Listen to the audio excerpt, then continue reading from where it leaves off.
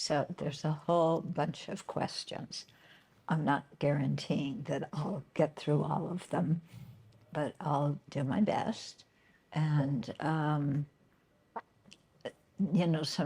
I'll try and make the answers concise, although that is difficult for me. So if I just go on and on and on,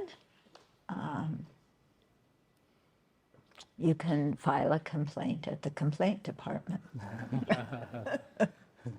Ya, ada banyak sekali pertanyaan. Saya akan berusaha untuk menjawabnya sebanyak mungkin dan berusaha untuk membuat jawabannya singkat. Kalau saya jawabannya terlalu panjang, silakan komplain ke departemen komplain ya. So let's at least start with visualizing the Buddhas and Bodhisattvas and so on. And before we take refuge and generate bodhicitta, we'll add another step to the visualization, which is you have the holy beings in front, the Buddhas and so on, and all around you, you have all sentient beings. Okay? So you visualize, you can visualize people you know, and then just, as far as the eye can see, all sorts of living beings. Think of them all in human form, even though some of them are maybe animals or in other realms right now. Ya, kita akan melakukan praktek-praktek yang seperti biasa kita lakukan, tapi kali ini akan ditambahkan satu lagi langkah, yaitu pada saat kita membayangkan sosok Buddha di hadapan kita, bayangkan bahwa kita sedang dikelilingi oleh begitu banyak makhluk-makhluk, meskipun bahkan yang tidak kita kenal. Bahkan kalau kita mau membayangkan segala macam makhluk hidup, bahkan kalau hewan pun, tapi bayangkan mereka dalam wujud manusia, dan mereka semua di sekitar kita. And especially, you're here, the holy beings are here. Between you and the holy beings are the people you don't get along with, okay? And all of you are facing the Buddha. So why do we visualize the people we don't get along with right in front of our nose when the last thing we want to do is see them? Ya, jadi kita juga membayangkan orang yang tidak kita suka atau kita punya masalah dengan orang tersebut pada saat kita visualisasi itu. Memangnya kenapa kita bahkan membayangkan orang yang tidak kita suka ini di depan kita, bukannya kita malah tidak mau melihat mereka. So it's emphasizing the point that we have to make peace with the people we don't get along with. Yeah. We can't just say, I hate that person and I'm going to hate them forever and ever. I'm never talking to them again. Yeah, if you have that kind of mind and hold that kind of hatred towards somebody, you're not very happy, are you? Yeah. Kenapa? Tujuannya adalah supaya kita bisa berdamai. Karena kalau kita terus-menerus membenci seseorang dan bilang aku nggak mau lihat dia, aku benci banget sama dia, kapan kita akan merasakan bahagia? So I'm not saying you have to start relating to that person again. Yeah, that may be done, but you have to be at peace with how you think about that person. Bodhisattvas, well, say that first. Ya, ini bukan berarti kita harus berhubungan lagi dengan orang-orang yang kita tidak sukai itu, tapi minimal di dalam diri kita ada perasaan damai dan kita sudah tidak ada lagi perasaan benci terhadap orang-orang yang kita tidak sukai. Okay. So you'll notice when we recite the four immeasurables, the key words, may all sentient beings. Okay, 3 letters. All sentient beings have happiness and its causes. Ya, pada saat kita melafalkan syair 4 hal tak ternilai, kita bisa melihat bahwa benang merahnya adalah selalu kita bilang all sentient beings, semua makhluk hidup. Ya, itu digaris bawahi, semua. Yeah, it doesn't say may all my friends and relatives have happiness and its causes, and all the people I don't like go to hell. Jadi tulisannya bukan semoga semua teman dan keluargaku yang kemudian akan mendapatkan manfaat, orang-orang yang tidak aku suka bisa pergi ke neraka. So the Buddha gave a lot of teachings about fortitude, how to be not necessarily how to be clear in your mind and strong in your heart when you're faced with adversity. Buddha mengajarkan banyak sekali hal mengenai kesabaran.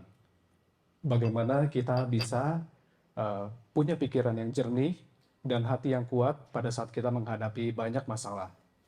Because we're all going to meet problems in our life, and we're all going to meet situations that we cannot control, and where people do what we don't want.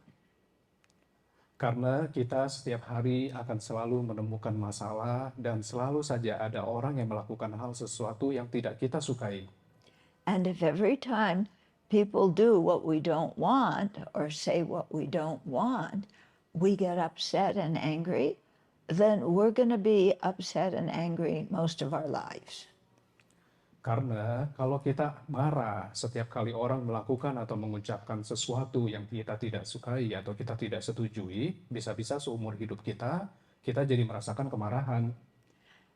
Because we think that since we're the most important people in the whole wide universe, that things should go the way we want them to go. Kita kadang merasa bahwa kita adalah makhluk yang paling penting di semua alam semesta ini. Jadi seakan-akan kita menuntut bahwa segala sesuatu harus sesuai dengan kemauan kita. Yeah, nobody should ever criticize me. Yeah, that's my rule of the universe. Nobody should ever criticize me. Yeah, even if I make mistakes, you aren't allowed to notice them. Seakan-akan hukum alam semesta menurut saya adalah tidak boleh ada orang yang mengkritik saya. Bahkan kalau saya membuat kesalahan, tidak boleh ada yang mengkritik.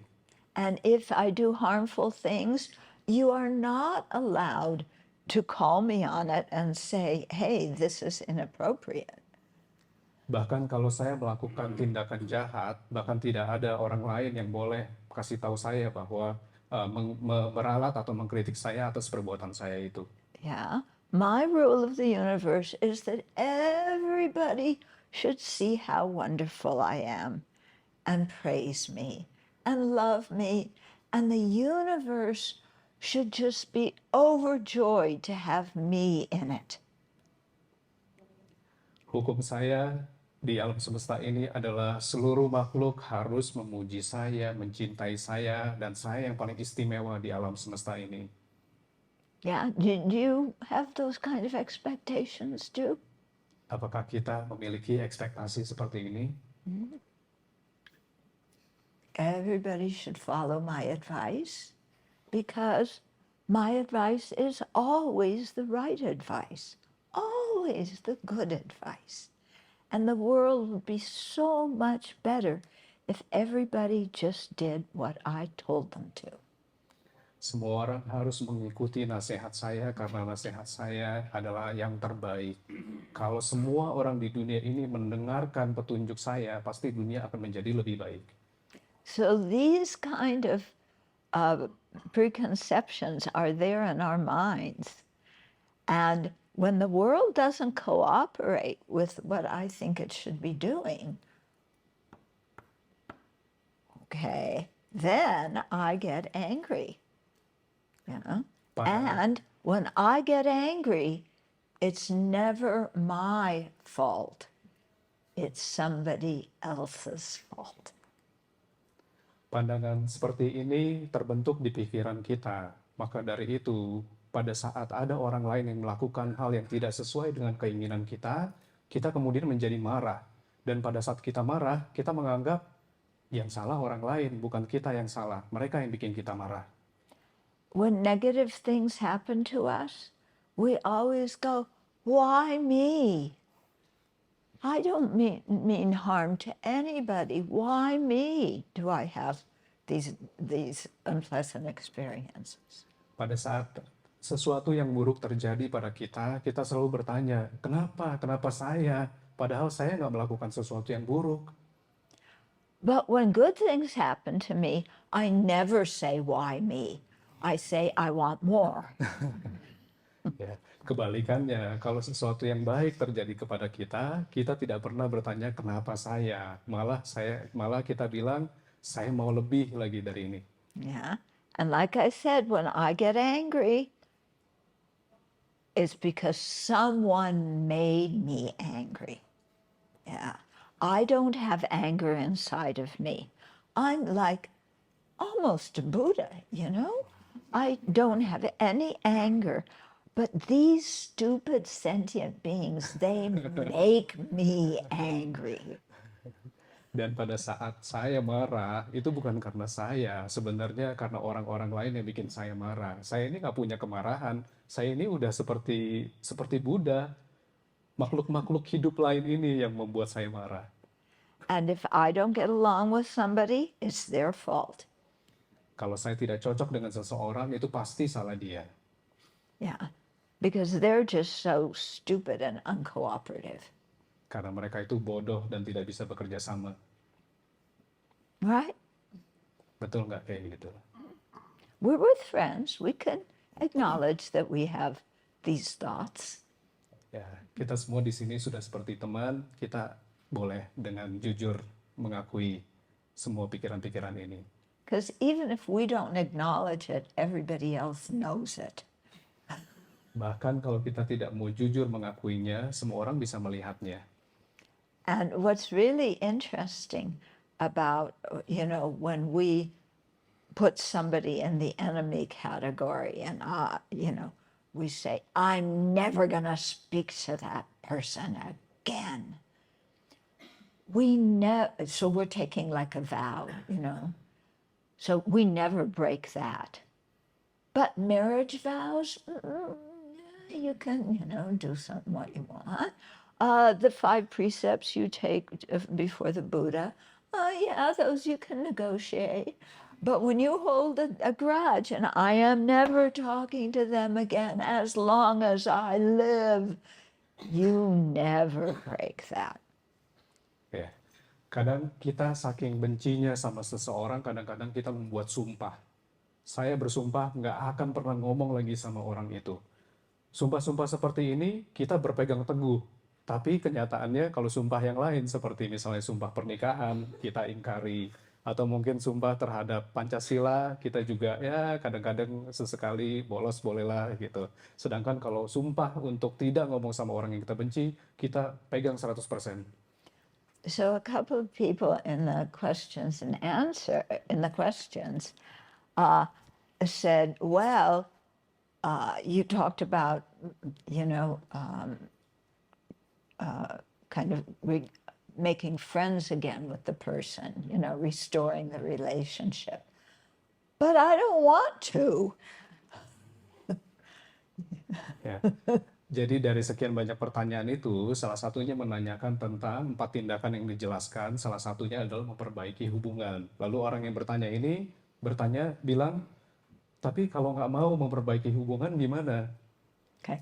To purify your negative karma, it doesn't mean that you have to be good buddies with somebody again.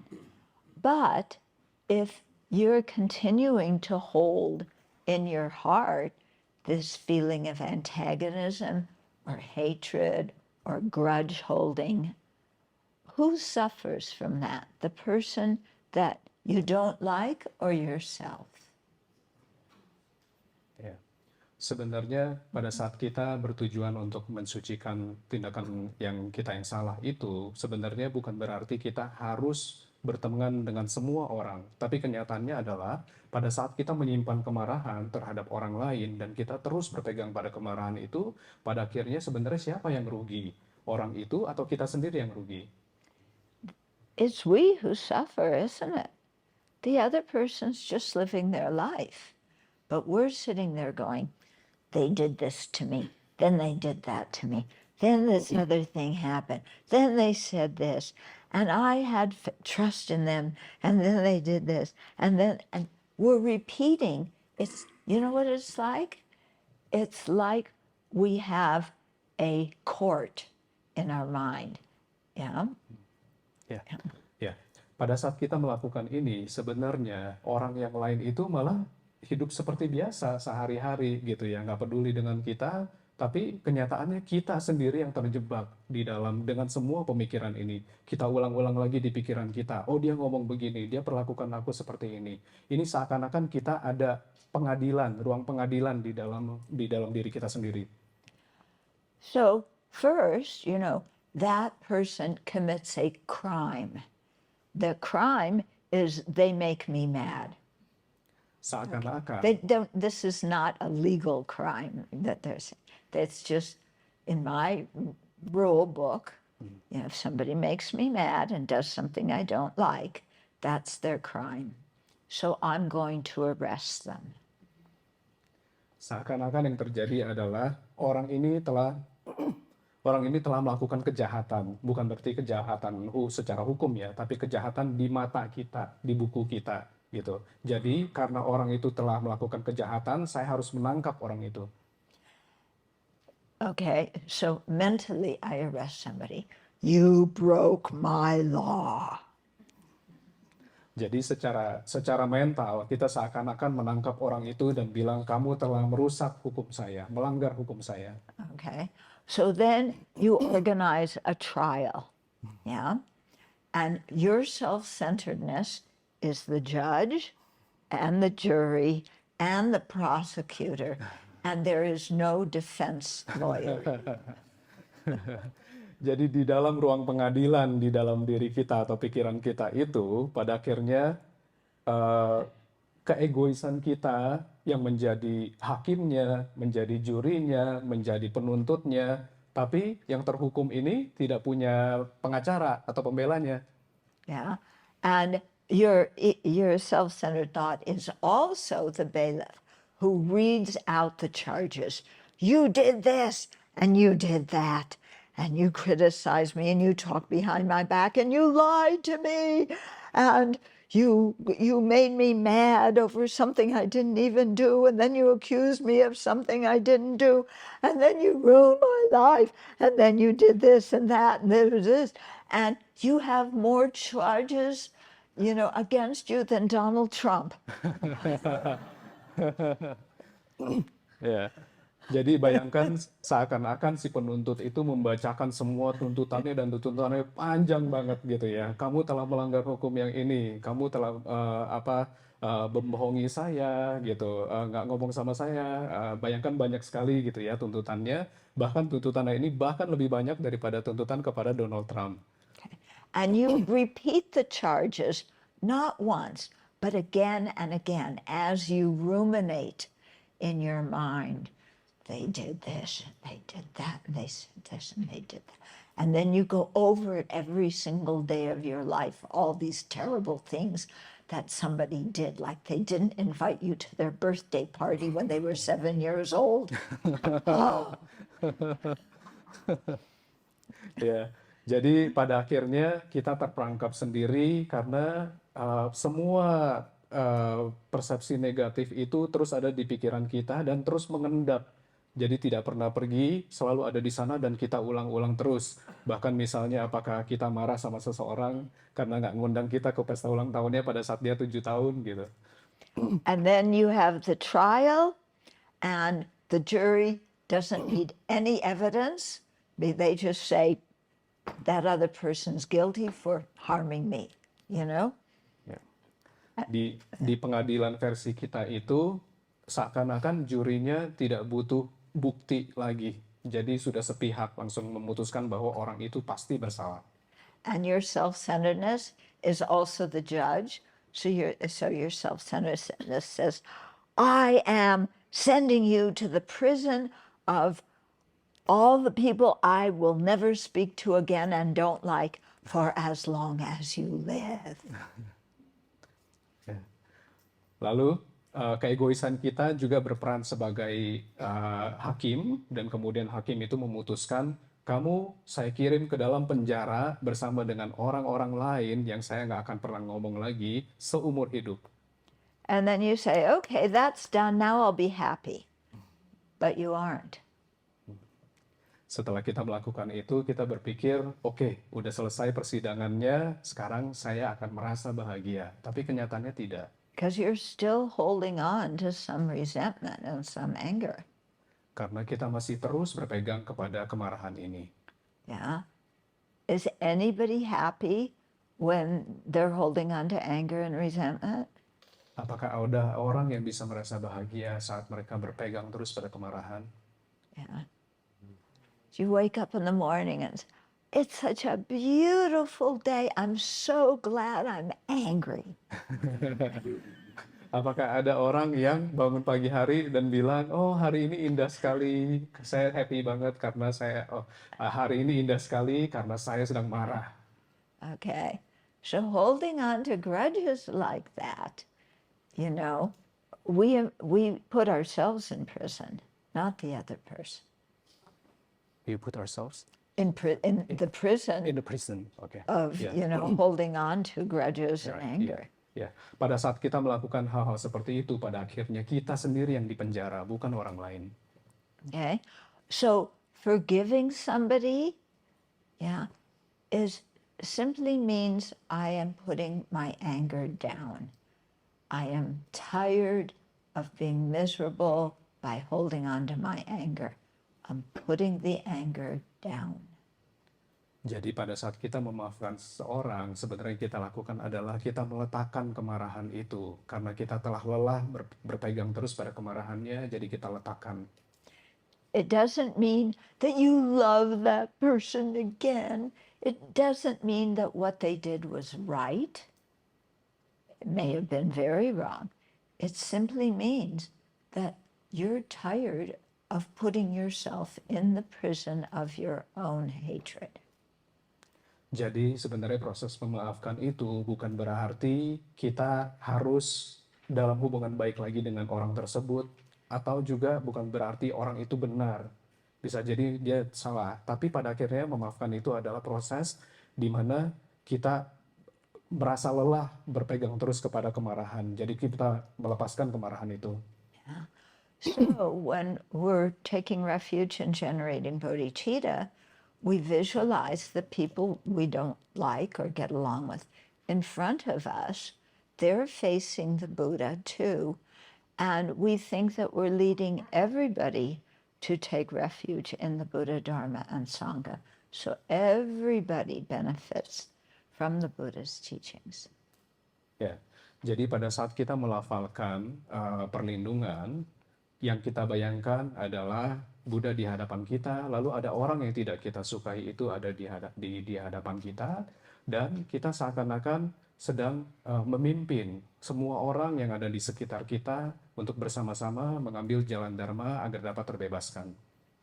So it's an interesting visualization because for us to see the Buddha that we're visualizing here, we have to also see that person that we don't get along with. We cannot neglect that person. Jadi kenapa alasannya kita dalam visualisasi kita juga ada orang yang tidak kita sukai ini, supaya kita juga bisa melihat ya orang itu, supaya kita tidak melupakan orang yang tidak kita sukai itu. Makanya ditaruh di hadapan kita juga.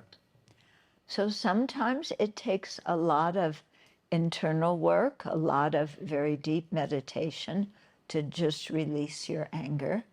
But if you can do that, you're making yourself so much happier.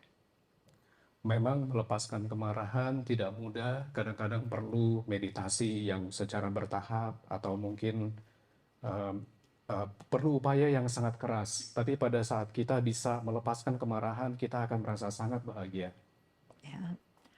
So instead of reciting, they did this, they did that, you're just saying,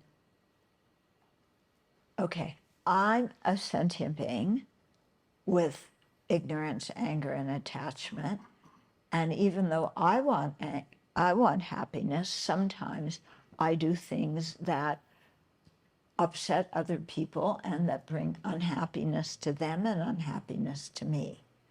And this other person that I don't like, that's exactly what they're doing at this moment. They want to be happy. They aren't. Yeah. So they're doing something thinking it will make them happy, but it's not, you know. So we just, sentient beings make mistakes. They do stupid things. I do stupid things. We're all in the same boat. Yeah. I want people to be patient with me, compassionate with me, then I should be patient and compassionate with others and not hold onto grudges. Ya. Jadi daripada kita terus mengulang-ulang kesalahan orang lain, yang bisa kita lakukan adalah kita selalu mengingat bahwa kita pun makhluk manusia biasa yang masih memiliki kebodohan, keserakahan, dan kemelekatan. Karena kita masih memiliki noda-noda batin itu, itulah sebabnya kita seringkali melakukan hal-hal yang menurut kita akan membawa kita kebahagiaan. Pada saat kita memahami ini, kita jadi bisa paham bahwa orang lain yang telah melakukan kesalahan itu juga tidak ada bedanya dengan kita. Orang lain itu juga melakukan kesalahan itu karena ia ingin membuat dirinya bahagia. Tapi pada akhirnya kita jadi paham bahwa sebenarnya orang itu tidak berbeda dengan kita. Karenanya makanya kita harus punya rasa kasih sayang dan kesabaran. Okay, so let's do the visualization right now. Mari kita lakukan visualisasi tersebut. And before we actually do the recitations, spend a few minutes, just understanding how your own anger harms you and really cultivating the wish to just put it down. Sebelum kita melafalkan syair ini, mari kita renungkan bahwa sebenarnya kemarahan kita semakin membuat kita tidak bahagia dan kita mencoba untuk berusaha untuk meletakkan atau melepaskan kemarahan tersebut.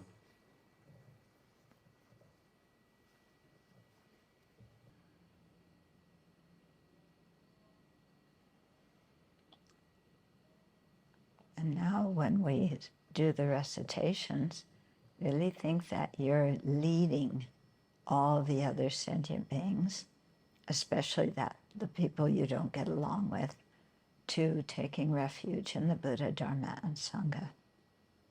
Pada saat kita melafalkan ini, mari kita renungkan bahwa kita seakan-akan sedang memandu semua orang di alam semesta ini, termasuk orang-orang yang tidak kita sukai, untuk mengambil perlindungan kepada Triratna.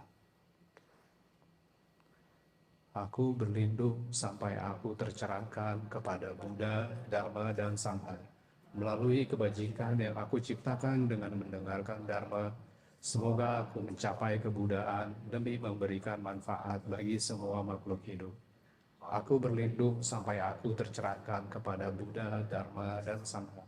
Melalui kebajikan yang aku ciptakan dengan mendengarkan Dharma. Semoga aku mencapai kebudaan dengan memberikan manfaat bagi semua makhluk hidup. Aku berlindung sampai aku tercerahkan kepada Buddha, Dharma, dan Sangha. Melalui kebajikan yang aku ciptakan dengan mendengarkan Dharma. Semoga aku mencapai kebudaan demi memberikan manfaat bagi semua makhluk hidup. Semoga semua makhluk hidup memperoleh kebahagiaan dan sumber kebahagiaan. Semoga semua makhluk hidup terbebas dari penderitaan dan sumber penderitaan. Semoga semua makhluk hidup tidak terpisahkan dari kebahagiaan tanpa kesedihan. Semoga semua makhluk hidup berada dalam kesetaraan batin, bebas dari bias, kemelekatan, dan kemarahan. And then go into your silent meditation. Lalu kita mulai meditasi senyap.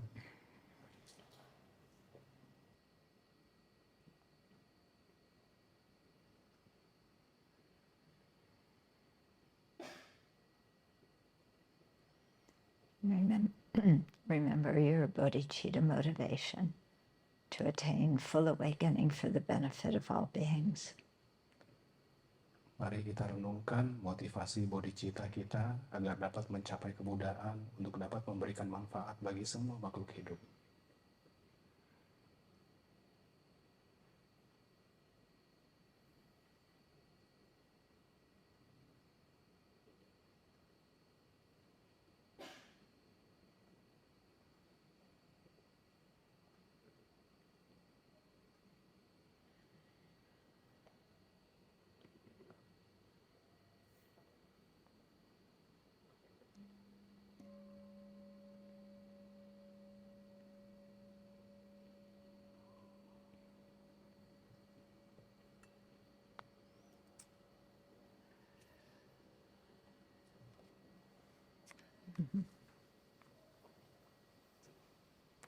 Okay, that question I just answered. Pertanyaan yang barusan sudah dijawab tadi. What should I do if I trade and slaughter chickens for a living and hundreds of people's income depend on it? Should I feel regret every day? Pertanyaannya adalah, bagaimana jika mata pencaharian saya bergantung pada berjual beli ayam dan menyembelih ayam, sedangkan ada ratusan orang yang bergantung mata pencahariannya kepada bisnis saya ini. What would be really good is to get another job. Lebih baik jika memungkinkan ya ganti profesinya. Yeah, because why stay in a job in which you're creating negative karma every day? Karena buat apa kita memiliki mata pencaharian yang membuat karma buruk setiap hari? Okay, now people go, I can't, my whole family depends on me. Banyak orang yang bilang, nggak bisa, karena satu keluarga semua bergantung sama saya. Before you say you can't, think about it. And think about what you could do or how you could redesign your life so that you could do some other kind of work. Yeah, it would really be much better for you and hopefully for the chickens. Ya, sebelum kita menjawab kita tidak bisa, coba renungkan dulu, pikirkan dulu, dan bayangkan skenarionya apakah kita bisa mencoba untuk cari strategi lain agar kita dapat pindah dari profesi tersebut. Akan lebih baik kalau kita bisa melakukan itu, manfaatnya tidak hanya untuk kita, tapi juga untuk para ayam-ayam itu. So if you own the business, either close it, and take the profit, or sell the business to somebody else and then use that money to set yourself up in another career. Jika kamu memiliki bisnis seperti itu, mungkin yang bisa dilakukan adalah menutup bisnisnya dan ambil keuntungannya, atau bisa juga mungkin dijual saja ke orang lain, lalu hasil uangnya itu dipakai untuk membuka bisnis lain. Okay, so somebody here is asking about dedication. If we dedicate our merit for the awakening of ourselves and all beings, that merit does not fully ripen until our awakening. If we dedicate our merit, like we do at the end, through this merit, may I attain Buddhahood and may everybody else as well. Yeah. The merit we create is planted on our mind stream, and it doesn't bring its full results until we attain full awakening, Buddhahood. Okay? Jadi pertanyaannya adalah pada saat kita membacakan pelimpahan jasa ini, kita selalu bilang melimpahkan jasa bahwa semoga kita dapat tercerahkan dan juga orang-orang lain juga dapat tercerahkan. Padahal sebenarnya ini nggak akan kejadian sampai kita sendiri sudah duluan menjadi Buddha. Itu baru termanifestasi. Okay. But that merit can still be destroyed or at least impeded from ripening, if you get angry and if you have wrong views. Those two things will impede the ripening of merit, even if you've dedicated it for awakening. Ya, pada saat kita melimpahkan jasa itu, jasa kebajikan itu bisa batal atau hilang pada saat kita memiliki dua hal yang negatif, yang itu pada saat kita penuh kemarahan, dan kedua pada saat kita punya pandangan yang salah. Our negative actions, that the karmic seeds from that, they can always be purified. Dampak negatif dari perbuatan-perbuatan buruk yang kita lakukan dapat disucikan. Okay, then this question is, somebody had a very good friend who died because of suicide, and I think I feel both regret and guilt that I thought I could have done more to prevent her from suiciding. Nowadays, I try and care about my friends' and family's well-being so that they never had to feel that they were alone. But what can I do for my friend who already passed away? Will she be in a lower realm because of the suicide? How can I let go of this regret and guilt? Ya, pertanyaannya adalah orang yang menanya ini menceritakan pengalamannya di mana ada teman baiknya yang bunuh diri. Jadi sejak itu dia merasakan kesedihan yang amat sangat dan berusaha untuk lebih peduli dan lebih sayang kepada semua teman-temannya. Dia menanyakan apakah orang ini, temannya yang membunuh diri ini, kemudian akan terlahir di alam yang lebih rendah karena dia telah melakukan bunuh diri. What's the second question? And how to prevent, Yeah, how others? can I let go of this, the guilt? Guilt, oke. Dan selain itu juga menanyakan bagaimana caranya saya bisa melepaskan perasaan bersalah ini akibat apa yang terjadi. Okay. When somebody commits suicide, that is their choice. Pada saat orang melakukan bunuh diri, itu sepenuhnya adalah pilihan orang tersebut. Of course, we don't agree with that choice. It's sad to see somebody who has a human life feel like they have no future or nothing good in their lives. Tentunya kita semua tidak setuju dengan keputusan itu, karena rasanya seakan-akan hidup itu kemudian tidak lagi mempunyai masa depan. But we cannot control other people's choices. And if people decide to suicide, they will find a way. Tapi kenyataannya kita tidak punya kontrol atau kuasa terhadap keputusan-keputusan orang. Jadi sepenuhnya orang itu, kalau memang orang mau bunuh diri, mereka pasti akan menemukan cara untuk melakukannya. It's very natural when somebody suicides for the friends and family to feel like, oh, I should have been able to prevent them from doing that. If I had only done this, if I had only done that, if I hadn't done this, then they would still be alive. That is very, very often what the friends and family think afterwards. Ya, yang sering terjadi secara alami tentunya teman dan keluarga dari orang yang ditinggalkan karena bunuh diri, ada perasaan bersalah dan terus berpikir, andaikan saya berusaha lebih untuk mencegahnya bunuh diri. Yeah, if only I had been a better child, if only I had been a better parent, they wouldn't have done this. Andaikan saya menjadi anak yang lebih baik, atau mungkin ayah ibunya berpikir, andaikan kami menjadi orang tua yang lebih baik. That way of thinking is incorrect. Yeah, it is not your responsibility. It is not your fault. It's the other person's choice. Ini adalah pandangan salah karena sebenarnya bukan tanggung jawab kita, karena pada akhirnya itu adalah keputusan orang tersebut yang bunuh diri.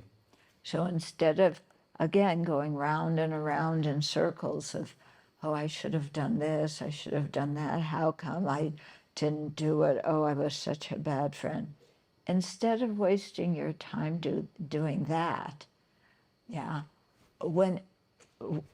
whenever anybody dies by suicide or by just natural things, send them on to their next life with love. Ya, jadi pada saat hal seperti ini terjadi, kita jangan terus-menerus terperangkap di pemikiran-pemikiran seperti tadi itu. Oh, andaikan saya menjadi teman yang lebih baik, gitu. Pada saat seseorang meninggal, baik itu karena bunuh diri atau karena secara natural, yang bisa kita lakukan hanyalah menghantarkan mereka ke alam berikutnya atau ke kehidupan berikutnya dengan penuh rasa cinta kasih. Just feel the love you had for that person and, put that love under them and beside them and around them and send them on to their next life with your love. Ya, kita kumpulkan semua perasaan kasih sayang yang kita miliki terhadap orang tersebut, lalu kita kumpulkan dan kita taruh gitu ya, kita letakkan di samping atau di sekitar orang tersebut, dan seiring dengan itu kita lepaskan dan kita hantarkan agar bersama-sama orang itu pergi ke kehidupan berikutnya. And what you can also do is kind of in your meditation feel like you're talking to them and say, just let go of your pain, let go of, whatever it was that you felt hopeless in your life. Just let go of that. Remember your kind heart, remember your compassion, and pray to have a good rebirth and take your kind heart and compassion with you and make that prominent in your next life. Yang kita bisa lakukan adalah kita bisa bermeditasi dan merenungkan dan seakan-akan kita sedang berbincang dengan orang tersebut dan kemudian kita seakan-akan bilang sama dia, lepaskan saja semua kemarahanmu, semua kebencian kamu dan hanya pikirkan hal-hal yang positif, cinta kasih, dan bersama itu bawalah semua cinta kasih yang kamu miliki ke kehidupan berikutnya agar itu bisa membuat kehidupan kamu berikutnya menjadi lebih baik. So a few years ago, somebody I knew, they weren't a close friend, but I knew them. They were a Dharma student. And she called me and, because she wanted help because she was suicidal. And we spent, I don't know how long, talking and also emailing back and forth. I was really trying to counsel her so she could see the meaning and purpose in her life. And then one day, she lived on the other side of the country. And one day I got a phone call that she had killed herself. Saya pernah mengenal seseorang dan orang ini punya tendensi untuk bunuh diri, gitu ya. Dan kemudian saya meluangkan waktu banyak dengan dia, berusaha untuk membimbingnya, untuk mengajarkan dia tentang kehidupan. Lalu kemudian suatu hari saya mendapatkan telepon, jadi dia tinggal di sisi seberang di negara sana, di Amerika. Kemudian tiba-tiba saya ditelepon dan diberitahu bahwa orang itu sudah bunuh diri. She had many Dharma friends at a local Dharma center, and they all did pujas and dedicated the merit for her, and I did that as well.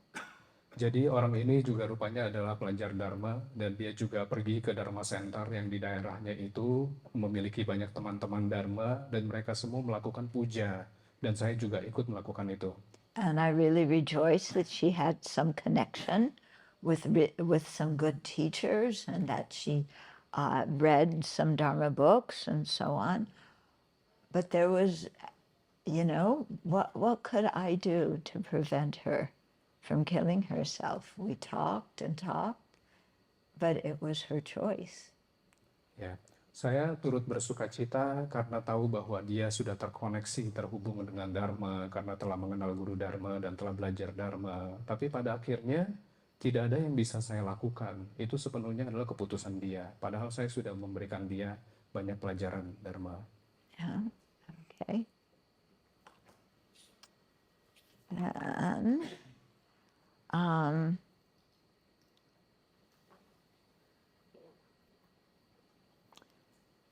okay, so in the morning you said that not being honest about who you are means lying. But if you are an LGBTQ plus person, it could be dangerous in some countries to be openly so. And so what do you do? Are you lying? Ya, pertanyaannya adalah si penanya ini bertanya, tadi pagi Venerable bilang jika kita tidak jujur terhadap diri sendiri itu sama saja dengan berbohong.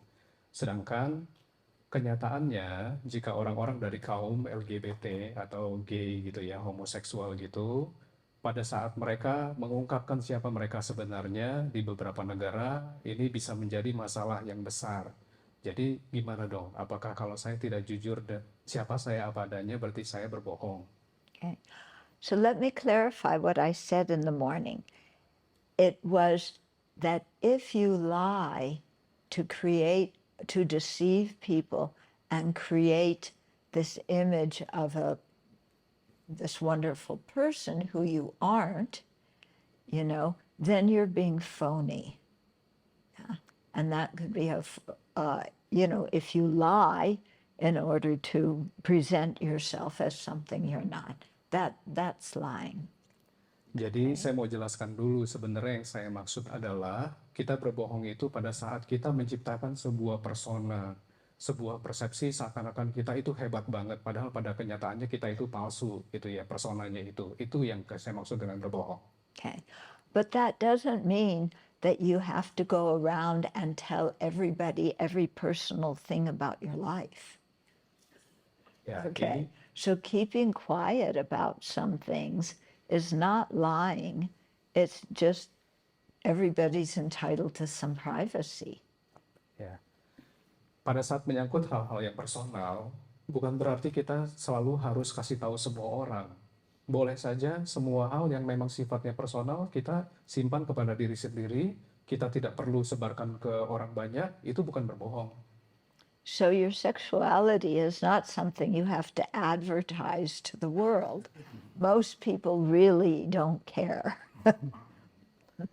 Ya, kita tidak perlu mengumbar-ngumbar pilihan seksualitas kita seperti apa. Kebanyakan orang juga tidak terlalu peduli kita pilihnya seperti apa. Okay. It's quite unfortunate that there's prejudice against people who are LGBTQ plus. Yeah. So we should all, try, and if we have any of that kind of prejudice, to clear it from our mind, because that this is the way people are born, and they're, due to their karma, and they can, they're fine. They, can hold a job. They can do anything. We shouldn't judge people based on this one small quality. Yeah, it's very, very unfair. Ya, sayangnya kenyataannya memang banyak sekali orang yang masih prejudis terhadap orang-orang yang homoseksual, yang gay gitu ya. Padahal sebenarnya itu mereka terlahir seperti itu karena karmanya di masa lampau. Jadi kalau kita punya prejudis seperti itu, hilangkan itu. Karena pada akhirnya mereka semua sama seperti kita, mereka bisa bekerja, melakukan hal-hal biasa seperti kita.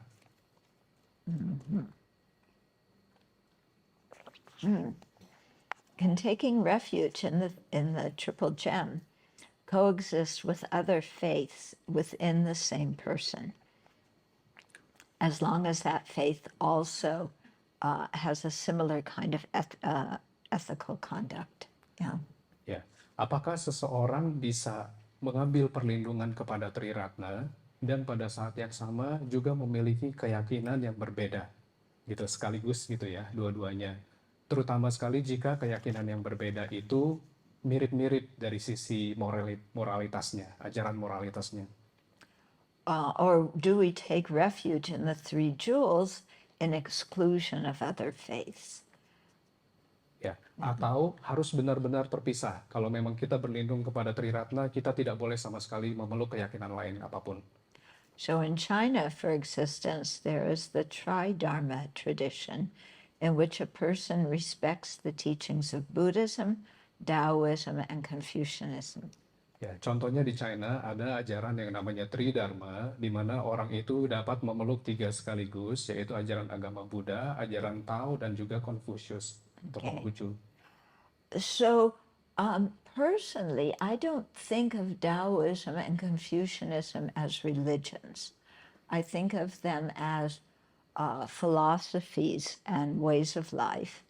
And Buddhism also is a philosophy and a way of life, but it is a religion in which we do talk about awakening and so on. Ya, pertama-tama sebenarnya menurut pendapat saya ajaran Tao dan ajaran Konghucu itu tidak disebut agama, sebenarnya lebih ke filosofi atau cara hidup. Pada kenyataannya banyak orang yang menganggap bahwa agama Buddha sendiri juga hanya filosofi dan cara hidup, tapi dari sisi agama Buddha itu sendiri bisa dibilang termasuk agama karena menyangkut mengajarkan kita mengenai kehidupan berikutnya atau menjadi Buddha. Okay. So this question has come up before, and His Holiness the Dalai Lama says that so many teachings in Buddhism, for example, about how to subdue your anger, how to increase your love and compassion, these things are just common sense, and they're not the proper. You don't have to have a certain theology in order to believe in them or to practice them. Jadi hal seperti ini sudah sering dibahas dan menurut Yang Mulia Dalai Lama, dalam ajaran Buddha itu banyak hal-hal yang masuk akal gitu ya, bisa diterapkan oleh siapapun. Contohnya adalah mengatasi kemarahan, mengembangkan cinta kasih. Jadi ajaran-ajaran seperti ini sifatnya bukan ketuhanan. Yeah. So people from other religions often come when the Dalai Lama gives public teachings, and he says, you know, whatever you hear that helps you in your practice to be a good person in your own religion, that's fine. You can, you know, learn from Buddhism and practice that. Yeah, Ya. you don't have to call yourself a Buddhist. Ya, jadi kenyataannya setiap kali Yang Mulia Dalai Lama memberikan ajarannya, banyak sekali orang-orang dari agama lain yang ikut datang dan mendengarkan ajarannya. Dan Yang Mulia Dalai Lama selalu bilang bahwa apapun agamamu, jika kamu mendapatkan ajaran-ajaran yang baik dan kemudian bisa kamu terapkan, ya lakukan aja, teruskan. But he said, when you want to really think of the way to attain liberation, each religion may have a different method or a different theology about how to attain their version of liberation. And he said, when you get it to that point in your practice, then it would be good to decide which religious version you're going to practice. Oke, jadi pada Yang Mulia Dalai Lama berkata, kalau sudah menyangkut masalah pembebasan, akhirnya kamu harus memutuskan bagian mana. Kenapa? Karena setiap agama memiliki versinya masing-masing untuk mengajarkan cara untuk mencapai kebebasan. Jadi agak sulit untuk bisa memeluk semuanya. Kamu harus memilih cara untuk mencapai kebebasan versi agama mana yang lebih cocok untuk kamu. Yeah. For example, if you believe that there's a creator God and pleasing God is the way to have a good rebirth, that is a belief that is not found in Buddhism. And if you, you know, the Buddhist teaches about rebirth, the Buddha taught about emptiness, you know, and there's no creator, it's our mind that creates. So, you know, when you're really looking for the path to liberation, then you have to see, well, which one? Are you going to follow the Buddhist path, or are you going to follow the path that talks about a creator God? Ya, contohnya adalah kalau di ajaran Nasrani atau Kristiani, itu kan diajarkan mengenai percaya kepada Tuhan dan memuji Tuhan agar dapat mempunyai kehidupan berikutnya yang lebih baik. Jika orang itu percaya terhadap konsep itu, maka ia tidak bisa memeluk agama Buddha. Karena pada kenyataannya agama Buddha hanya mengajarkan mengenai kondisi, jadi tidak diajarkan mengenai konsep Tuhan gitu ya. Makanya pada saat sudah menyangkut keputusan untuk cara untuk mencapai kebebasan, pada saat itulah orang itu harus memilih agama mana yang lebih cocok untuk dia. Okay. Also, it's very important that people from different religions get along and respect each other.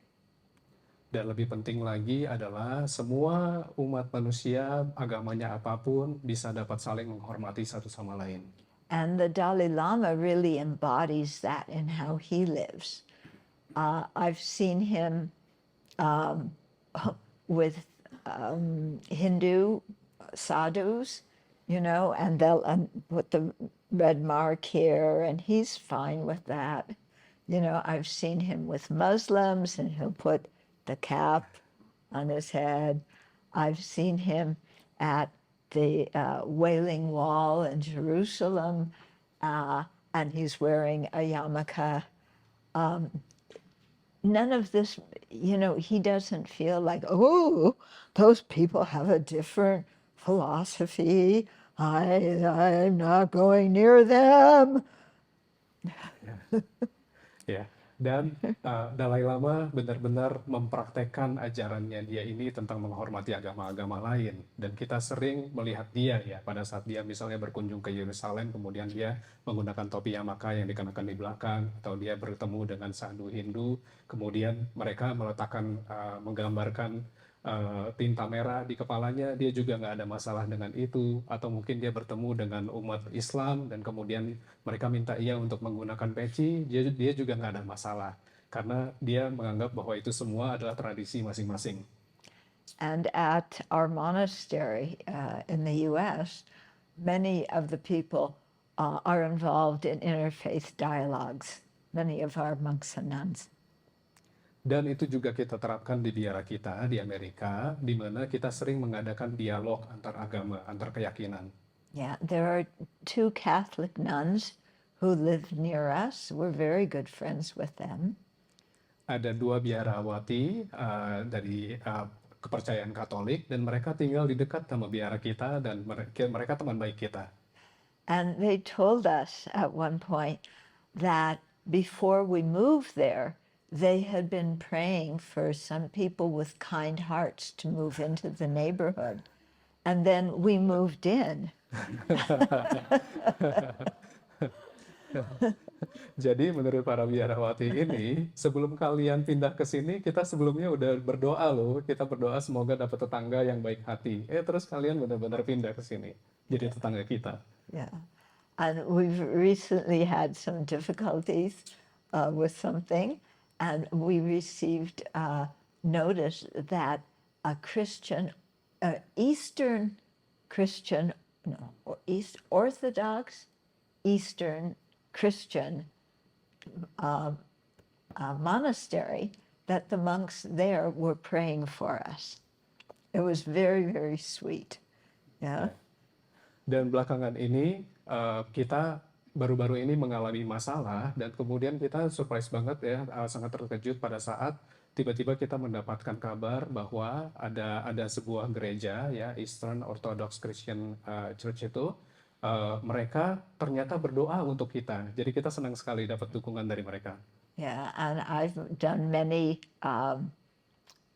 kind of not panel things, but given presentations together with people who are Jewish. Ya, dan kadang-kadang saya juga melakukan presentasi bersama-sama sama pemeluk keyakinan Jewish, Yahudi. Okay, so yeah, this friendly feeling towards people who have other beliefs, what it's about is that not everybody in the world is interested in going beyond just sense pleasure and the happiness of this life. But people who are involved in a religion are usually looking at that, and they're thinking about ethical conduct. So we have many points in which, we share together. And so that's what makes for really nice interfaith dialogue and relationships. Ya, jadi keindahan dari memiliki hubungan yang harmonis antar agama ini adalah pada kenyataannya setiap orang tidak hanya puas dengan kehidupan ini saja, tapi semua orang mencari kebahagiaan di sisi lain atau di kehidupan berikutnya. Dan setiap agama memiliki versi berbeda-beda masing-masing yang mengajarkan moralitas agar dapat kita hidup bahagia di kehidupan berikutnya. Karena itulah pada saat kita memiliki dialog satu sama lain, ini menjadi hubungan yang sangat harmonis. Okay, here's an interesting question. In cold weather countries, drinking alcohol is a daily action. Where did you get that idea? Yeah, I told the story, what was it? The vodka. A serpong of the guys offering me Vodka. vodka first thing in the morning, and Russia is a cold country, but not everybody in cold countries drinks. Oke, pertanyaannya ini adalah kalau di negara-negara dingin kan nggak apa-apa orang minum alkohol tiap hari. Terus beliau menjawab, emangnya kata siapa gitu bahwa setiap orang minum alkohol di negara dingin? Waktu sebelumnya di Wihara Ekayana Serpong, memang beliau sempat menceritakan pengalamannya, yaitu di Rusia, di mana ada beberapa orang yang menawarkan beliau untuk minum vodka karena udara dingin sekali dan beliau sedang tidak enak badan. Okay. And then if a married person wants to become a monk or nun and they want to leave their spouse and they've talked to their spouse about it and their spouse is okay with it, is it considered lying to their commitment when they got married? Can you repeat the last part? Okay. So if a married person wants to ordain and become a monk or nun, and they talked with their husband or wife about it, and that person said that's fine, then are they lying because in the past, when they got married, they said, I will be with you forever? Right. Oke. Ya, pertanyaannya adalah, bayangkan jika situasi di mana ada pasangan rumah tangga, kemudian salah satunya memutuskan untuk menjadi biksu atau biksuni, kemudian meminta izin kepada pasangannya dan pasangannya bilang iya. Tapi apakah kemudian itu dianggap sebagai sebuah kebohongan? Karena pada dasarnya kan pada saat mulai menikah kan ada janji ya, sumpah untuk bersama selamanya. Tapi kemudian sumpah itu dilanggar, apakah itu berarti berbohong? When you got married, you weren't lying. You had that intention to stay with that person for the rest of your life. But things change. Yeah, remember impermanence? So the mind has changed. The person wants to do something else with their life. So it's not that they lied before. Ya. Jadi sebenarnya bukan berbohong, karena pada saat mereka menikah, memang orang tersebut berjanji untuk bisa berbahagia bersama selamanya. Tapi kemudian segala sesuatu kan berubah, namanya juga anicca. Kemudian orang itu mungkin segala sesuatu kondisi berubah dan akhirnya dia berubah pikiran dan memutuskan untuk menjadi biksu atau biksuni. But it is important that they think about this very carefully, that they discuss it with their spouse, and if they have children, that they take the kids into consideration, especially if it's very young children. Ya, tapi sebelum mengambil keputusan seperti ini, sebaiknya memang dibicarakan panjang lebar, terutama sekali jika pasangan rumah tangga itu sudah memiliki anak-anak. Jadi mereka harus benar-benar memikirkan bagaimana nasib anak-anak, terutama sekali jika anak-anaknya masih kecil-kecil. And then they should live separately from their family for 6 months to a year to see if they really do want to leave the family life, or they may find out when they live separately that they miss their spouse and family and they want to stay with them. Dan dianjurkan sebelum sepenuhnya komit ke kehidupan kebiaraan, dianjurkan untuk orang tersebut coba untuk tinggal pisah rumah dulu selama 6 bulan sampai 1 tahun. Siapa tahu dalam kurun waktu itu kemudian orang tersebut baru sadar bahwa oh ternyata saya kangen banget sama keluarga saya, kemudian berubah pikiran. Bisa jadi itu terjadi.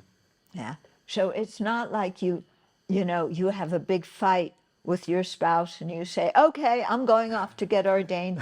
You go to the monastery the next day and ask and request ordination. If there's a good abbot at that monastery, they're going to say, hey, you have some things to sort out and some things to contemplate before you ordain. Ya. Ya, jadi tidak boleh itu menjadi keputusan sesaat. Misalnya berkelahi dengan pasangan, kemudian oh aku udah nggak cinta lagi sama kamu, aku langsung memutuskan untuk menjadi biksu gitu ya. Kemudian bahkan kalau orang itu mau melakukan itu, pasti wiharanya akan bilang kamu sebaiknya urusin dulu deh masalah kamu. Okay, so is there a mantra to reduce your non-virtuous actions and a mantra to reduce obstacles and hindrances? Pertanyaannya adalah, apakah ada mantra yang bisa dapat mengurangi atau menghindari 10 tindakan yang tidak baik yang tadi dibahas ya sebelumnya, dan juga untuk mengurangi rintangan atau halangan? So I don't know how the person who asked the question is thinking, but if they think that they can just find a magic mantra that will purify all their negativity and remove all obstacles. Good luck. Saya tidak tahu pola pikir orang ini seperti apa. Kalau dia berpikir ada mantra yang kalau dibaca mantra itu kemudian semua kesalahan kita yang lalu kemudian hilang atau bisa langsung semua tantangan kita dalam hidup kemudian lenyap. Good luck. Okay. So you do hear some lamas say that in a certain text, it says that if you see the letters of this mantra or recite the mantra, you will not be born in the lower realms. Memang beberapa kali kita pernah melihat ada tulisan mantra, kemudian ada bacaan, jika kita membaca mantra ini, maka kita tidak akan terlahir lagi di alam yang lebih rendah. Yeah, like there's something, you hear people say, if you recite Namo Amitofo 10 times, you will be born in Amitofos Pure Land.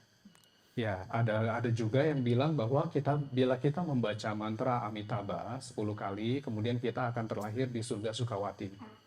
So I asked the Dalai Lama about this one day. Saya menanyakan Yang Mulia Dalai Lama mengenai perihal ini. And he said, that's propaganda. Itu propaganda. Yeah. He said, if all you needed to do was recite a few words or look at a picture, why did the Buddha teach 84,000 teachings? Jika kita semudah itu membaca mantra, kemudian bisa tercerahkan gitu ya, untuk apa Buddha repot-repot mengajarkan 84 ikrar? Okay, so maybe if you have complete renunciation of samsara, total bodhicitta, you have no anger towards anybody, only love and compassion, and you have a realization of emptiness, the ultimate nature, then if you recite Namo Amitofo 10 times, then maybe you get reborn. Yeah?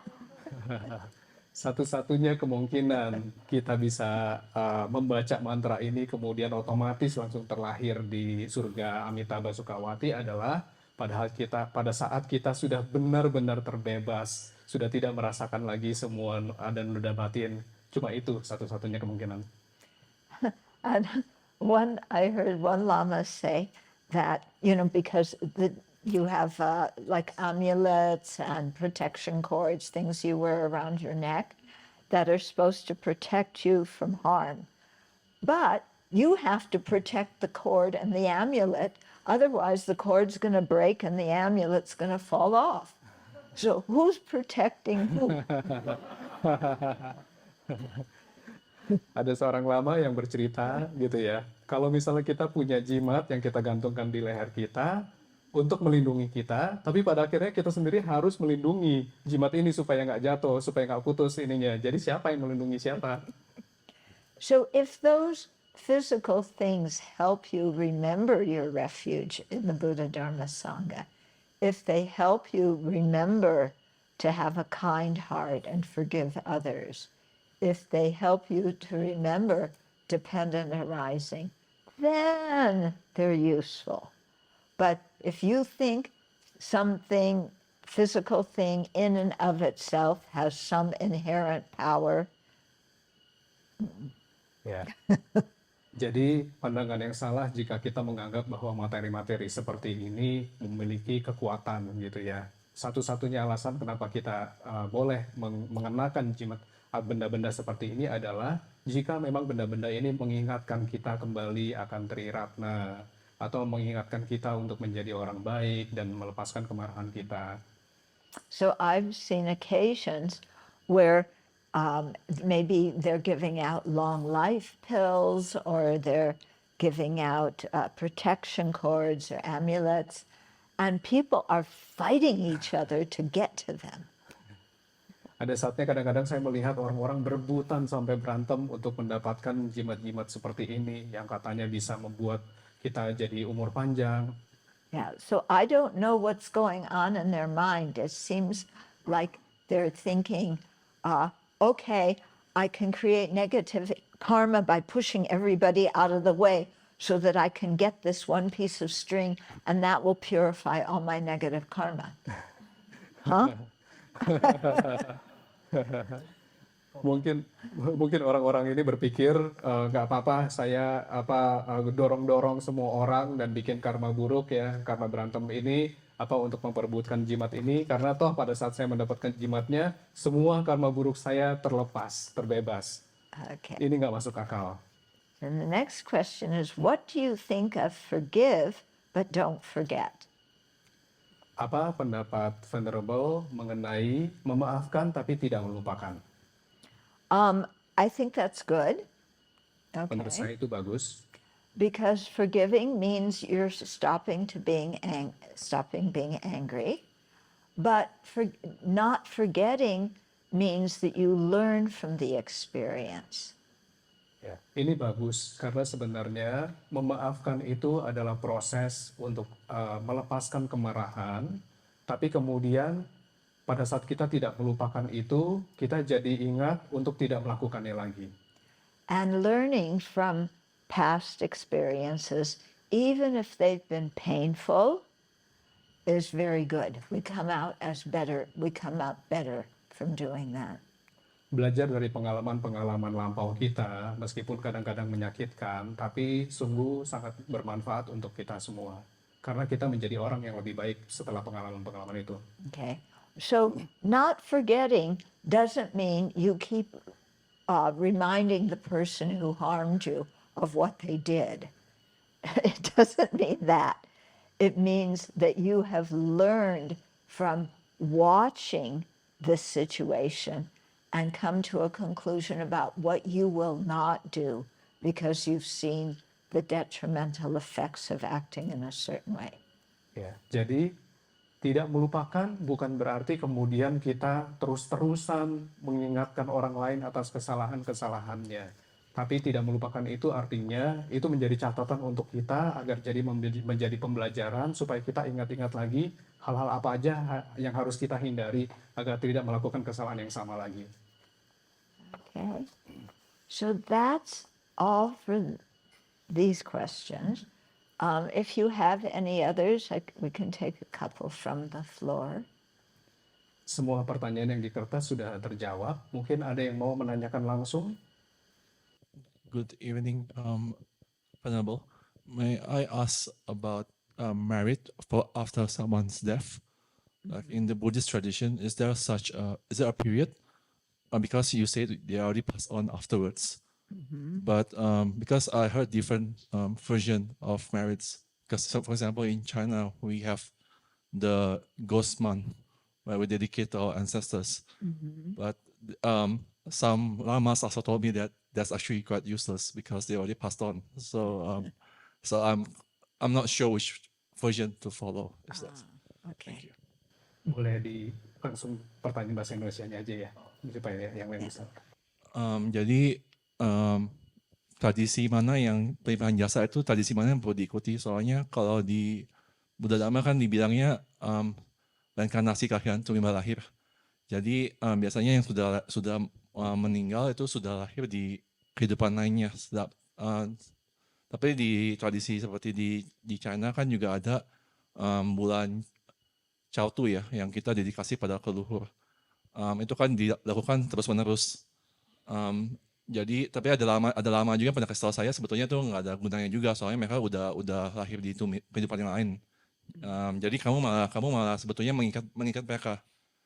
We are actually tying them to their old lives by doing that because they can't move on because we are still clinging on to them. Jadi saya sedikit bingung aja sih which version to follow. Okay. So, what the Buddhists say is that when we die, karma is ripening that will influence what we're reborn as. And then in most cases, we then enter a period, it's called the bardo or the intermediate stage. Ya, jadi menurut ajaran Buddha, setelah kita meninggal, kemudian karma-karma kita akan matang, akan menentukan kehidupan kita berikutnya. Tapi kemudian kita akan masuk ke periode peralihan atau yang ada di tengah-tengah itu. And that period at most lasts 7 weeks. Dan periode itu paling lama 7 minggu. So there is a custom that when somebody dies, you make many offerings, their possessions you give to charities, you make offerings to temples and the Sangha. You do what you can to create merit and then dedicate for them during those 7 weeks. Karena itulah menurut tradisi banyak yang melakukan pelimpahan jasa gitu ya, melakukan kebajikan-kebajikan atas untuk orang yang telah meninggal itu selama periode 7 minggu itu. Misalnya mungkin berdana atau memberikan persembahan kepada wihara-wihara. Yeah. But after 7 weeks they've been reborn. Tapi setelah 7 minggu kemudian orang itu sudah terlahir kembali. Yeah. And unless it's a very rare circumstance, most living beings do not remember their previous life. Biasanya makhluk-makhluk yang terlahir kembali itu tidak ingat dengan kehidupan lampaunya. Sometimes you'll hear children talk about a previous life, but I don't think our cats remember their previous life. And I certainly didn't. Ya, jadi memang kadang-kadang kita mendengar cerita mengenai anak-anak yang bisa mengingat kehidupan lampaunya. Tapi dalam kasus kita ini, kucing-kucing kita di wihara nggak ingat kehidupan lampaunya. Saya sendiri juga nggak ingat. Yeah. So the whole thing of burning paper money, of doing all those kinds of things in the seventh month, that is ancestor worship. That is not a Buddhist practice. Ya, jadi kalau tradisi-tradisi untuk membakar uang-uang kertas gitu ya. 7th month as in the ghost month. The Hunger Ghost month. Okay. Yeah. Ya. Jadi sebenarnya kalau kita mendengar tentang tradisi-tradisi tertentu pada bulan ke-7 gitu ya, untuk membakar kertas-kertas uang gitu, itu sebenarnya lebih ke untuk nenek moyang, kakek moyang, bukan untuk orang yang telah meninggal. I've always found it very interesting that when people die, their family always says, "Oh, they were so nice. They were such a good person," but then they'll buy the paper money from the Bank of Hell in case their family is going to hell, and then they burn it, and it creates pollution, and their relative never gets it. Yeah. Ya. Kadang-kadang kejadian lucu adalah ada orang-orang yang bilang gitu ya, karena sanak keluarganya meninggal, dia dulu baik banget gitu ya, penuh kebaikan. Tapi pada akhirnya mereka masih tetap beli uang kertas yang dari neraka, dari bank neraka. Kalau mereka nggak terlahir di surga gitu, kalau mereka ke neraka. Pada akhirnya hanya menyebabkan polusi udara dan orang yang sudah meninggal itu juga nggak akan dapat uangnya. Yeah. But like I said before, after somebody dies, you give their possessions to charity, you make donations with their funds, and then dedicate it for their well-being. That's helpful. Ya, tapi hal yang baik untuk dilakukan adalah misalnya benda-benda semua kepemilikan dari orang tersebut bisa disumbangkan ke panti sosial dan kita melimpahkan jasa untuk orang-orang yang sudah meninggal itu baru yang bagus. Okay, other questions? So. Yeah. Terima kasih untuk waktunya Venerable Thubten Chodron. Saya akan pakai bahasa Indonesia. Apa yang dimaksud dengan purifikasi, praktek purifikasi? Apakah karma kita itu purified semua? Apa yang sebenarnya terjadi di praktek purifikasi penyesalan, kemudian purified? What is the meaning of purified in that statement? Yeah, what exactly does purification mean? Is it like, does it purify completely all our negative karmas? Yeah. We have to repeatedly purify. It isn't that we do the 4 opponent powers once and like, okay, everything from the past life now cleared up. So actually, if you're doing a regular Buddhist practice, every day you do some purification. Purification means that you are, well, when you did something negative, you planted that seed of negativity in your mind. And purification means that you are beginning to, you're beginning to inhibit its ability to ripen into a result. Ya, jadi pertama-tama purifikasi ini bukan sesuatu yang dilakukan sekali saja terus kemudian udah beres gitu ya. Ini harus dilakukan setiap hari. Konsepnya adalah seperti ini. Pada saat kita melakukan tindakan yang buruk, itu menanam benih yang buruk di dalam pikiran kita. Jadi proses purifikasi itu sebenarnya kita berusaha untuk mempurifikasikan benih yang negatif ini dan semoga karma buruk kita juga bisa lebih teringankan. And so inhibit its ability to ripen means that it could be that you delay the karma from ripening, giving you much more time to purify and lessen its effects. Jadi proses ini kegunaannya adalah bisa menunda karma buruk itu untuk matang atau berbuah. Jadi dengan kita membeli waktu gitu ya, kita jadi punya lebih banyak waktu lagi untuk bisa mempurifikasi pikiran kita dan berbuat lebih banyak kebaikan. Or it could mean that when it ripens, the suffering isn't as strong. Atau bisa juga pada saat karma buruk itu berbuah, tapi tidak seburuk itu akibatnya. Or the suffering doesn't last as long. Atau mungkin penderitaannya juga tidak selama itu. Okay, so the more we're able to really purify, the less ability that karma has to ripen. And when we realize the nature of reality, then we can begin to really remove those karmic seeds from our mind stream. Ya, jadi selain proses ini membantu kita untuk meringankan karma buruk itu, ini juga bisa membantu kita untuk melenyapkan benih-benih negatif yang ada di dalam pikiran kita. Nama budaya, saya akan bertanya dalam bahasa Indonesia, apakah membaca parita atau doa yang bahasanya kita tidak mengerti berguna buat kita? Atau kita harus ngerti artinya? What is your view about chanting parita that in a language that you don't understand? Do you have to understand the meaning? I think it's very important to understand the meaning, and His Holiness the Dalai Lama says we should really do our chanting in a language we understand. Otherwise, we're kind of like tape recorders, aren't we?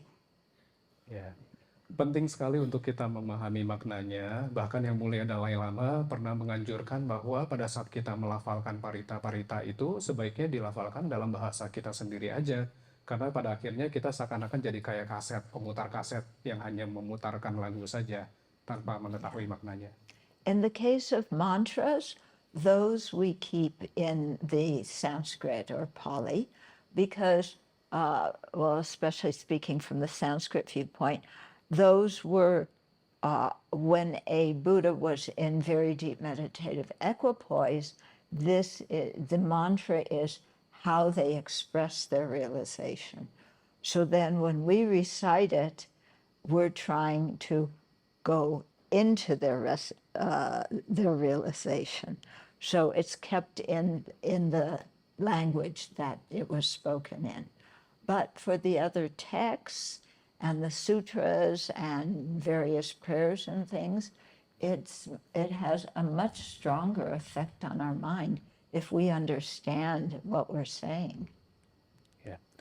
Ada saatnya di kasus-kasus tertentu, beberapa mantra di dalam bahasa Sanskerta atau bahasa Pali tidak dirubah bahasanya. Alasannya kenapa? Karena mantra-mantra itu dibabarkan, dituturkan pada saat Buddha mendapatkan realisasinya, pemahamannya. Jadi bahasanya tidak dirubah supaya pada saat kita mengucapkan itu seakan-akan kita juga ikutan ada di posisi pikiran saat Buddha mencapai realisasi tersebut, gitu ya. makanya nggak dirubah. Tapi pada akhirnya kalau kita udah ngomong soal naskah-naskah gitu, sebaiknya memang dalam bahasa yang bisa kita pahami. Thank you, Venerable. Saya akan menanyakan dalam bahasa Indonesia saja. Karakter kita ini dibentuk oleh lingkungan kita, keluarga, teman bermain. Terkadang kita juga membawa mungkin hal-hal yang ada di masa lalu kita, past life. Jadi saya ingin nanyakan, kan saat ini kan berkembang ilmu namanya past life regression atau hipnoterapi. Nah itu kan gunanya untuk mengobati fobia-fobia, ketakutan, ataupun mungkin masalah-masalah yang timbul dalam diri kita, sehingga kita membawa itu ke dalam alam bawah sadar kita gitu. Yang ingin saya tanyakan, itu kan past life ini kan sebenarnya teknologi, metode yang ditemukan di barat gitu. Sementara mereka sendiri mungkin tidak percaya adanya past life. Nah kalau menurut pandangan Venerable itu bagaimana? Apakah past life regression itu menurut pandangan agama Buddha seperti apa? Pertama, yang kedua saya ingin nanyakan, kalau dalam Buddhis, bagaimana cara mengobatin fobia-fobia, ketakutan, ataupun mungkin pelakuan buruk, ataupun hal-hal yang negatif yang masuk ke dalam alam bawah sadar kita? Gimana cara kita bisa memurnikan? Excuse me for a minute. Can you put your question in one sentence? Because I won't be able to remember everything you're saying. Yeah. It would help me a lot if you could just synthesize and Saya one itu aja ya langsung ya. Actually is my first question and second question is related. Yeah, one question at a time. I have short-term memory. Saya langsung rangkum aja ya.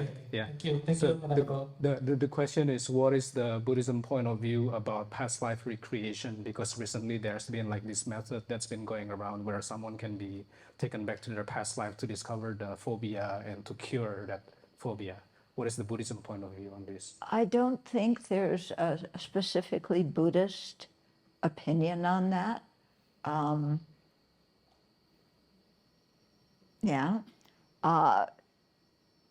think you have to be careful if you do that. I talked to one because people will lead you in past life regression. And I talked to one man and he told me he did that and he remembered killing somebody in a previous life. And remembering that was just horrific for him. And it really made him quite depressed. It had a very adverse,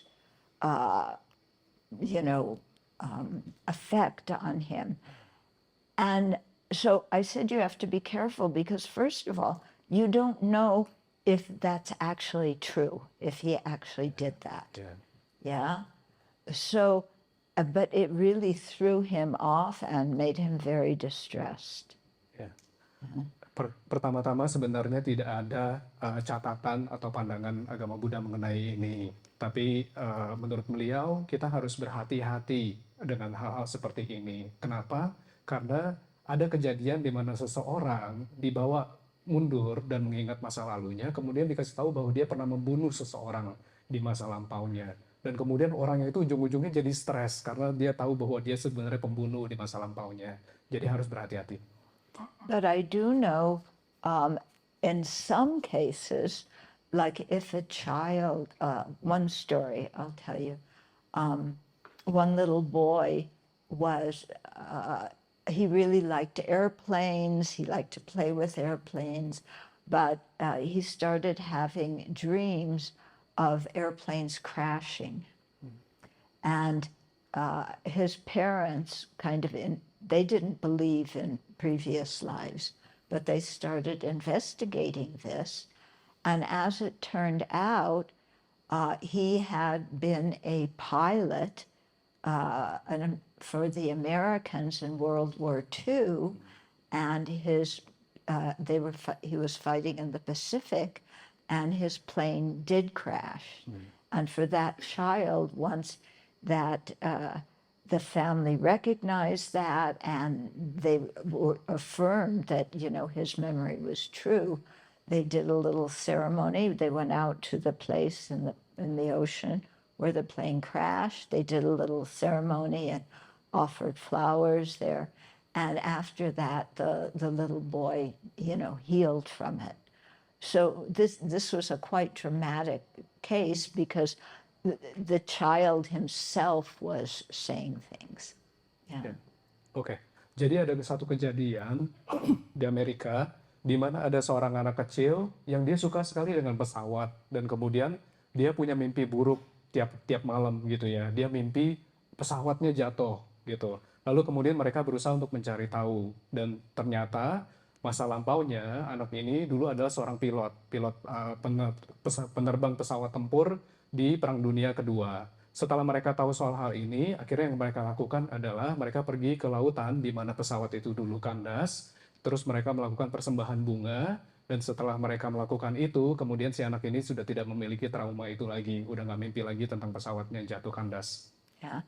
But I'm in no position to either validate or invalidate hypnotism or past life regression as a treatment for a mental problem. I don't know. Ya, sebenarnya saya sendiri juga tidak bisa memvalidasi apakah hipnotisme ini juga bisa atau benar atau enggak gitu. Saya nggak tahu. One more. How about the reincarnation from the Lama? They choose the new Lama. Oh, okay. Yeah, so in the Tibetan system, in Tibetan Buddhism, when a very well-respected teacher dies, then they will often look for his rebirth.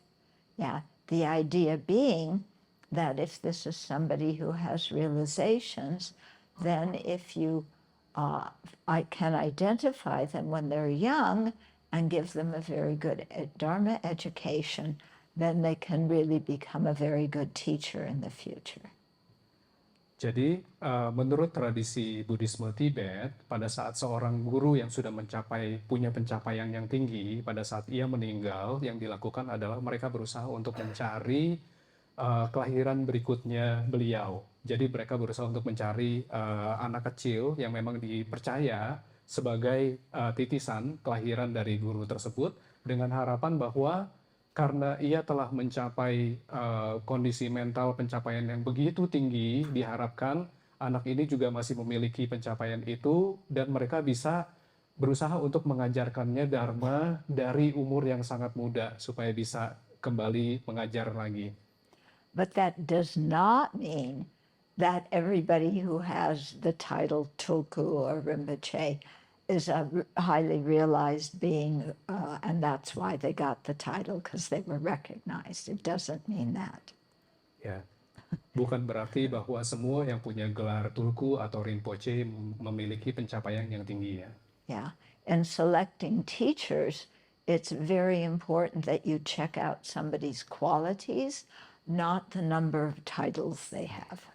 Jadi pada saat memilih seorang guru, kita harus benar-benar memperhatikan kualitas guru tersebut, bukan gelarnya di belakang namanya. Okay, the Dalai Lama comments that sometimes there are people who are nobody in the Tibetan community, but they go to another country, all of a sudden they are, His Eminence, the very highly selected Lama, Tulku, Rinpoche, and he said they were nothing in the Tibetan community. So, use your wisdom. Yang mulai Dalai Lama pernah menyinggung soal hal ini dan mengatakan ada beberapa orang yang sebenarnya di Tibet sendiri, di komunitas Tibet bukan siapa-siapa. Tapi begitu mereka pergi ke negara lain, tiba-tiba langsung namanya banyak gelar, ada Tulku, ada Rinpoche gitu ya. Padahal di Tibet bukan siapa-siapa. Jadi kita harus menggunakan kebijaksanaan kita saat memilih guru. Okay. So let's dedicate now. Ya. Mari kita dedikasikan pelimpahan jasa. Dengan kebajikan ini, semoga kita segera meraih kondisi pencerahan Guru Buddha, sehingga kita mampu membebaskan seluruh makhluk hidup dari penderitaan. Semoga batin bodi yang berharga yang belum terakhir segera muncul dan bertumbuh. Semoga batin bodi yang sudah terlahir tidak pernah merosot, namun terus berkembang sekarang dan selama-lamanya.